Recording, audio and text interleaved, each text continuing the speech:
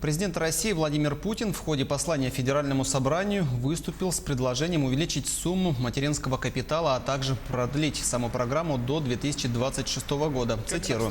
Выплачивать его необходимо уже с рождением первенца с 1 января 2020 года, а также увеличить размер на 150 тысяч рублей при рождении второго ребенка, сказал глава государства.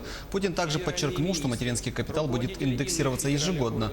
В ходе своего 16-го послания президент изложил оценку положения дел в стране и видение основных задач на перспективу. Вместе с тем Владимир Путин объявил о радикальной конституционной реформе. Президент предложил внести ряд важных поправок в Конституцию страны. Касаются существенных изменений политической системы, деятельности, требования международного законодательства и договоров, а также решения международных органов могут действовать на территории России только в той части, в которой они не влекут за собой ограничения прав и свобод человека и гражданина, не противоречат нашей Конституции.